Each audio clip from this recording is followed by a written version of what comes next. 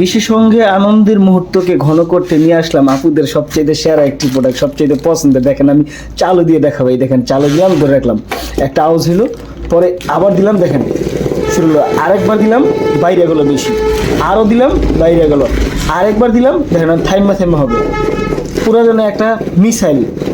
তারপরে আবার দিলাম, দেখেন কি মানে 20টা মুডে আপনি কাজ করতে পারবেন। আর এটা ভাইব্রেশনারিটা খুব অনেক অতিরিক্ত। আমি দেখেন কতগুলো মুড আপনি নিশ্চয়ই আরাম পাই গেছেন।